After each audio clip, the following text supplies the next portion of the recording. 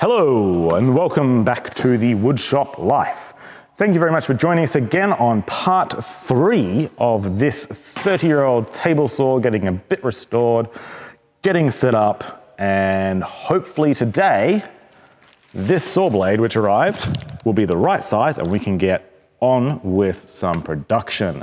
That is super exciting to me. Hopefully it's going to run for more than 20 minutes before it turns itself off. Unlike the Axminster saw, which just doesn't.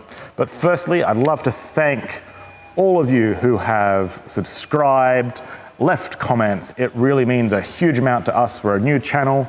We're just getting going. If you're interested in some woodshop stuff, lasers, CNC routers, wood turning, we would love to have you along for the journey. We've got so many cool shop projects coming up. Just getting things set up. This workshop's only about a month and a half old now. It's got a lot to do. Would love to have you along for the journey. Please hit subscribe and click the bell for notification if you think that is something you'd be interested in. But for now, let's get this saw set up and running.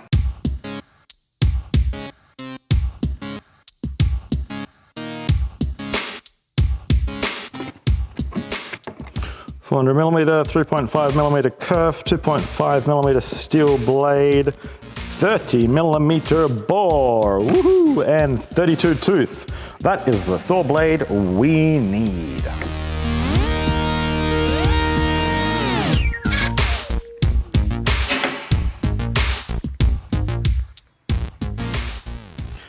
Okay, well I thought I might be able to get some 63mm hose onto this 50mm tube, but I guess not. So I have an idea of how we can make that fit. When all you've got is a laser, everything looks like a hammer. So we'll make ourselves some rings to make an adapter.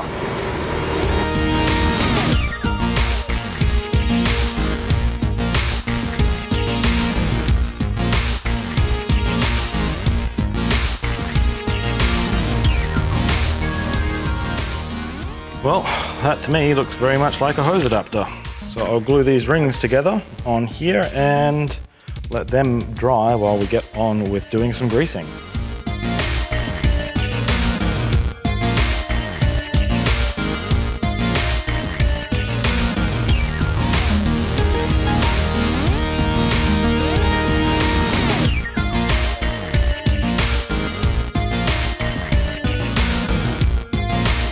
Let's see if this blade spins a little better than what we had in episode 1 of this table saw saga.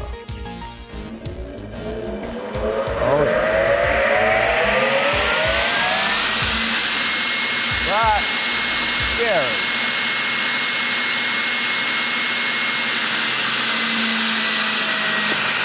Yeah, I'll do it.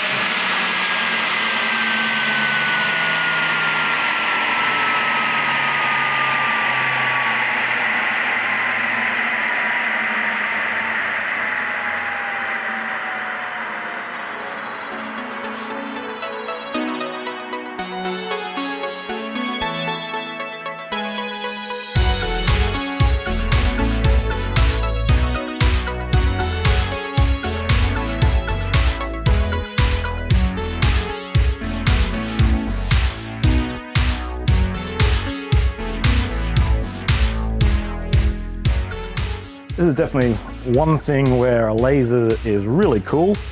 I don't know if this is going to work or not, but we can rapidly prototype and try it out.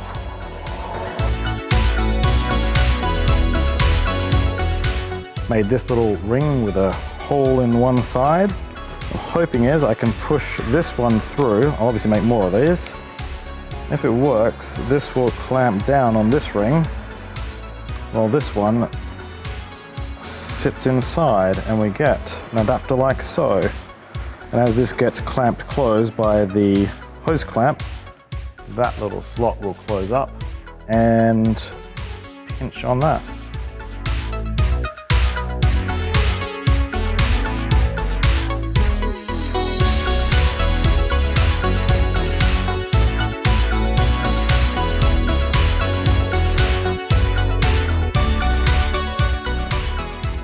that's looking good. It still squishes nicely. So let's see if we can get this into here.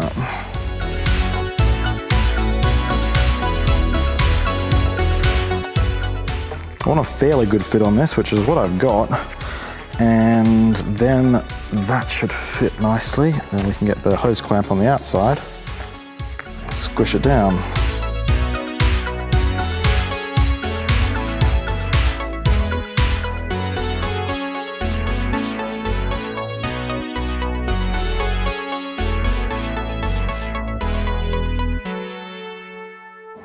All right, now I'm trying to get the fence squared up.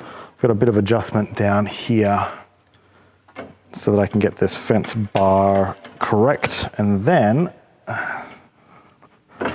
we can get chopping.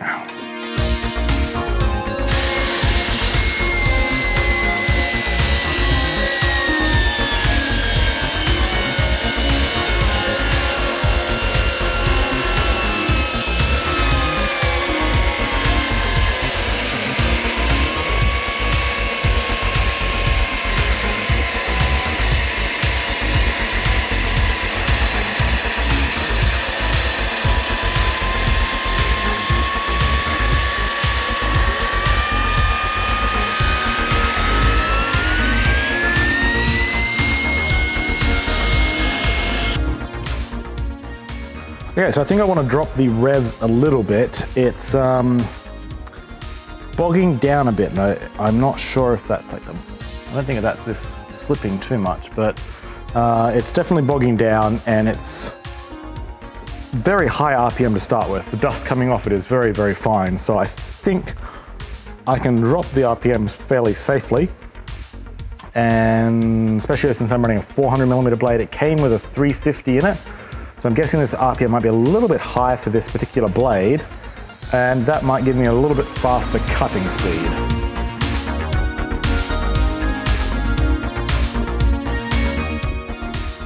Well, that went well. I've only done a couple of pieces, obviously, so I have to get some more wood planed ready to go for this. It's cutting really nicely, good sized chips coming off there at the moment. Changing that pulley really helped, putting it on the smallest pulley for the largest blade capacity. Who would have thunk?